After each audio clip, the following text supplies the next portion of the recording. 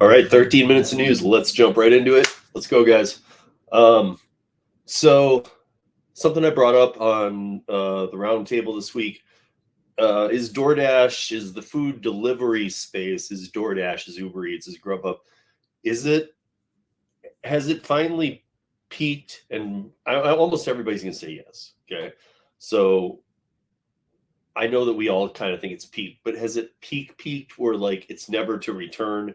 I think that when you see the kind of average numbers, it seems to be that the food apps now you can kind of count on making, like, depending on the markets where you are, like 15 to 22 plus. And then if you make the 22 plus, you're just doing better, or you're better at this kind of thing. But that seems to be about the norm. And that's what DoorDash is learning from the hourlies too. There's some articles on ridesharerodeo.com. You guys should all know about this website already.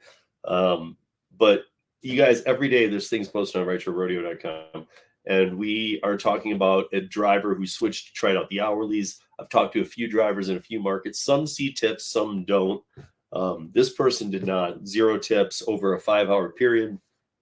It's not much. Is that a good control? Just doing 5 hours? Probably not. But it still speaks volumes to me, because I do know, I asked that, like, is there normally tips in that market? Yes, but they were just, the people are unable to pull that, even like that kind of money. To me, if you're going to the hourly of $15, or even in some markets, I know it's a little lower. I know here it varies. But I know in some markets like 14 stuff, you're going to the hourly, and that's pre-expenses and stuff. I would imagine, even if you get a tip or two, most likely you're not going to see a ton of tip orders, because most likely, why wouldn't they have you do the long? I mean, again, only makes sense, right? I mean, let's have you do the long mile trips and have you do the no tip orders. I mean, if you pick hourly trip, count on no tip, I guess, is kind of what it is. I wouldn't really say, okay, I'm gonna do the hourly, I'm sure I'll make another $8 an hour on tips. There's a reason why that hourly is there. So also on ridesharerodeo.com, you can find a few posts this week. Bolt is like the European, is like a European Uber. I would have called it a European Lyft, because Uber's over there too. But Bolt came up pretty quickly, and they're actually a really good rideshare company. And stepping into delivery space, I would have called them Lyft, but Lyft is kind of failing and going under at this moment. So Bolt is not. But Bolt is launching self-delivery robots. I know we've seen them here. I know that I've been researching this week alone. There's a lot more college campuses than just like the 5 big ones. Like Ohio State was one last year that did the pilot program with Starship Robotics, and they did the charging stations. Like Wisconsin, the Badgers, Wisconsin State, and Ohio State's a huge school. For those that don't know, it's a Big Ten. It's huge. So, and Wisconsin's another big one. Then there was like ones down south. So are delivery robots in the streets of LA the best thing in the world?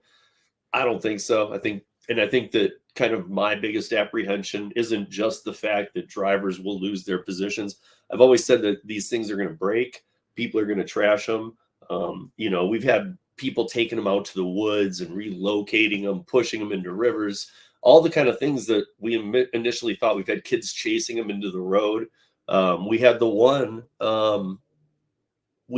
that went into there was the bomb threat at the school in LA, and we had the one that crossed the tape literally, and all of the bomb squad just watched it go right by.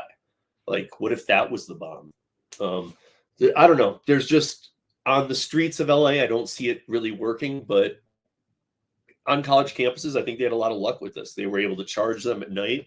They had a room.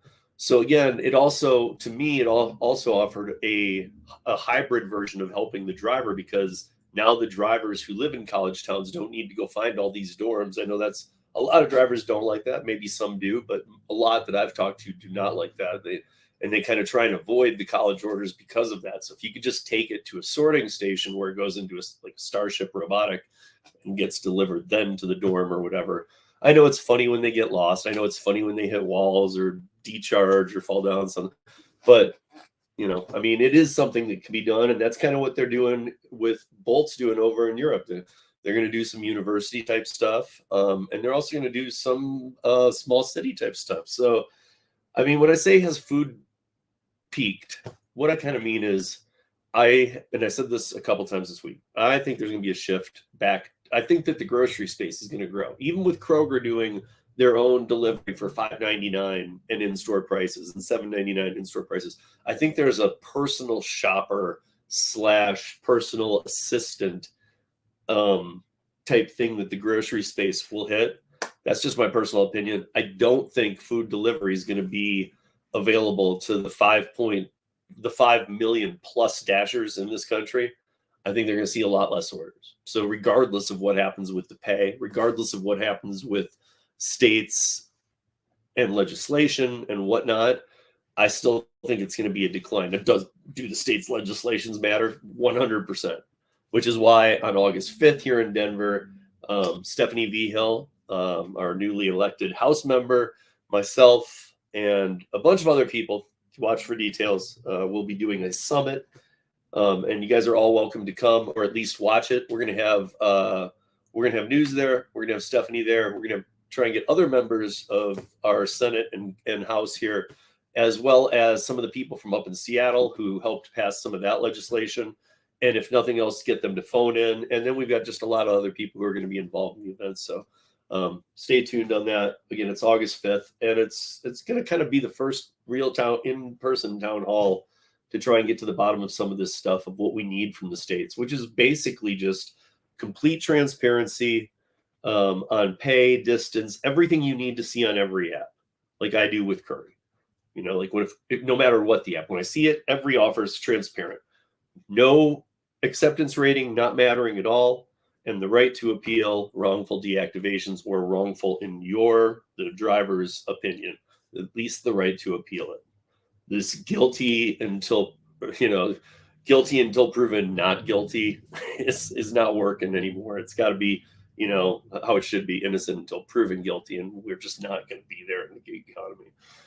But yeah, so what I do think it's on the decline a bit. I think that we're going to see less customers. I think it's going to be more expensive on the customer side here. New York's going to be a perfect example of that with the new pay law going into place, and we've seen that work or not work before with rideshare. If you take a rideshare driver who can make $50-$60 in New York City and works 50 hours a week and probably a lot of late nights, and he's got it down. He knows when to work. I know some people like that who, when they did that 28.16 or 26.18 or whatever it was for the minimum wage with expenses on rideshare, didn't matter when he worked. He wasn't making much more than 30 to 35. That was his new norm because they had to pick blocks, and now basically everything you would think they had to take from the high earners who were willing to work all the shifts and make sure that the people who were part-time or whatever were still pulling that $26, even if they were only on rideshare making like $8 and saying, why am I not making money?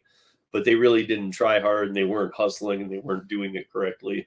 And so therefore the people who were got punished and their pay went down. There's really no way to go above that ceiling.